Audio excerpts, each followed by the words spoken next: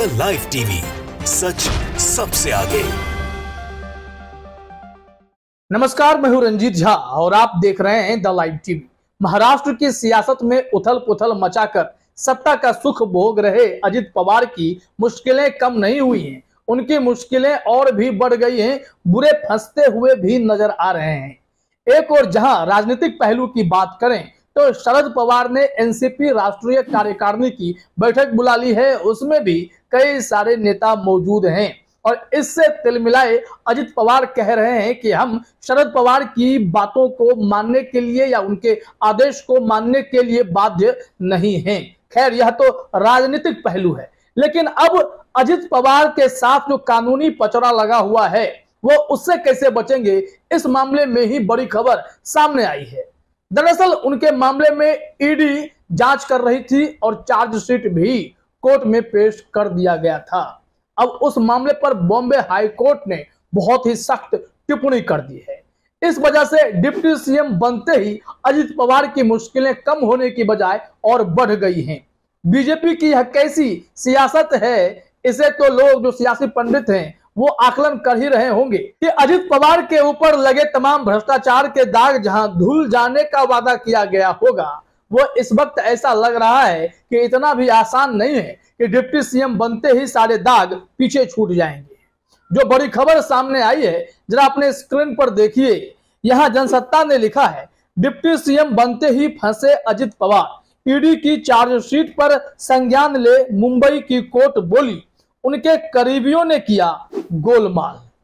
अब जो ये गोलमाल वाली बात है, इसमें किनके किनके नाम आ रहे हैं, अजित पवार के वो कौन से करीबी हैं।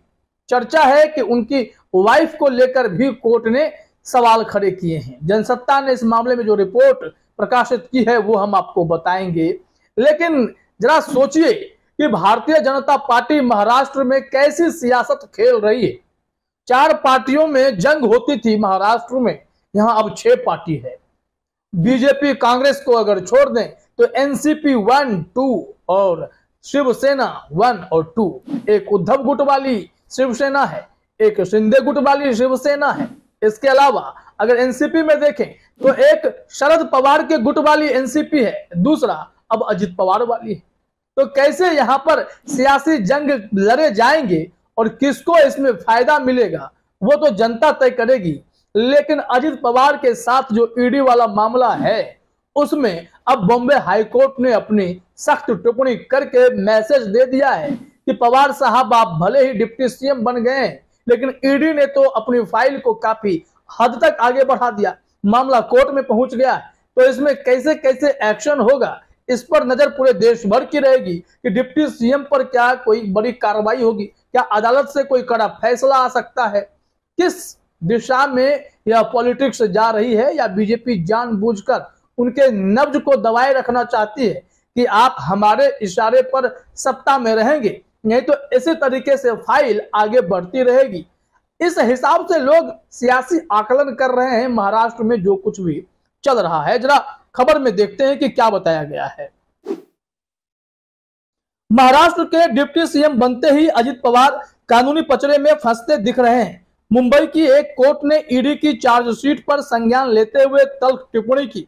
कोर्ट का कहना था कि अजित पवार के करीबी लोगों ने एक सहकारी चीनी मिल की संपत्ति औने पौने दाम में हासिल की थी। यह मनी लॉन्ड्रिंग से जुड़ा मामला है और फिर जो आरोप पत्र दाखिल हुए हैं उसमें कई गंभीर आरोप भी लगाए ही गए हैं। देखिए कि हुआ क्या है, क्या बताया गया है कि महाराष्ट्र राज्य सहकारी बैंक से जुड़े मनी लॉन्ड्रिंग के एक मामले में ईडी के आरोप पत्र पर संज्ञान लेते हुए एक विशेष अदालत ने कहा कि उप मुख्यमंत्री अजित पवार के करीबी सहयोगियों ने एक चीनी सहकारी समिति की संपत्ति औने पौने दाम पर हासिल की। स्पेशल जज एमजी देशपांडे ने बुधवार को दिए आदेश में कहा कि यह आपराधिक गतिविधि से काली कमाई को दिखाता है। अदालत ने सभी आरोपियों को 19 जुलाई को खुद या अपने वकील के माध्यम से पेश होने का निर्देश देते हुए कहा कि सभी आरोपियों के खिलाफ समन जारी करने का निर्देश देने के लिए हमारे पास पर्याप्त आधार हैं और कोर्ट ने सबको पेश होने के लिए कहा है। अब खुद पेश हो या वकील के सहारे पेश हो, तो क्या अजित पवार को भी पेश होना पड़ेगा? एक उप मुख्यमंत्री को अब कानूनी लड़ाई भी लड़नी होगी। दोहरे मोर्चे पर लड़ेंगे। एक राजनीतिक मोर्चे पर जो अजित पवार की जंग होगी वो शरद पवार से होगी। चुनाव आयोग तक मामला जाएगा, कोर्ट में मामला जाएगा। हालांकि जिस हिसाब से सर्कमस्टांसेस बन रहे हैं उसमें तमाम फैक्टर्स ठीक वैसे ही हैं जैसे उद्धव शिवसेना और शिंदे शिवसेना के बीच थे, और शिंदे गुट को इसका फायदा मिला था। अब क्या ठीक वही स्थिति अजित पवार की राजनीतिक मोर्चे पर होगी? वो शरद पवार पर भारी पड़ेंगे, क्योंकि कल जब विधायकों की बैठक हो रही थी तो 35 से 36 विधायक अजित पवार के साथ खड़े मालूम पड़े। कुछ लोगों के नाम भी सामने रख दिए गए थे, जिसमें से करीब 30 विधायकों के नाम तो बता ही दिए गए थे जो अजित पवार के खेमे में खड़े हैं। तो इस हिसाब से राजनीतिक मोर्चे पर अजित पवार भले ही भारी पड़ जाएं, लेकिन क्या वो कानूनी मोर्चे पर उतने ही हिट हो पाएंगे? जिस हिसाब से जज साहब ने सबको पेश होने के लिए कहा है और इतने बड़े मनी लॉन्ड्रिंग का गंभीर चार्जशीट उनके खिलाफ दाखिल हुए हैं, तो फिर मामला तो दूर तक जाएगा। देखिए, उनकी पत्नी को लेकर भी बड़ी जानकारी सामने आई है।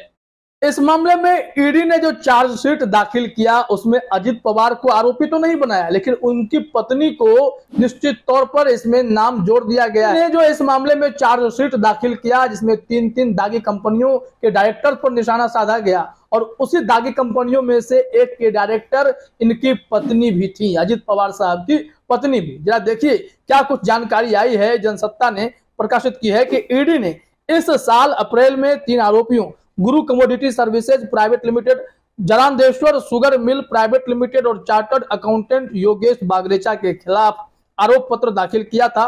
इस मामले में अजित पवार को आरोपी नहीं बनाया गया। विशेष अदालत ने बागरेचा सहित दोनों कंपनियों को उनके तत्कालीन तथा वर्तमान निदेशकों के माध्यम से समन जारी किया। जो तत्कालीन वाली बात है उसमें अजित पवार की पत्नी का भी नाम आ जाता है। यहाँ लिखा हुआ है कि अदालत ने कहा कि अजित पवार की पत्नी सुनेत्रा पवार 2004-2008 तक आरोपी कंपनी के निदेशकों में से एक थी। सुनेत्रा पवार एमएससीबी के निदेशक मंडल की पूर्व सदस्य थी। तो देखा आपने, ये जो खेल चल रहा है सिर्फ सियासी मोर्चे पर जंग नहीं है, एक और कानूनी मोर्चा भी तैयार खड़ा है। अजित पवार ने बीजेपी से हाथ मिला तो लिया है, एनडीए के घटक दलों में शामिल तो हो गए हैं।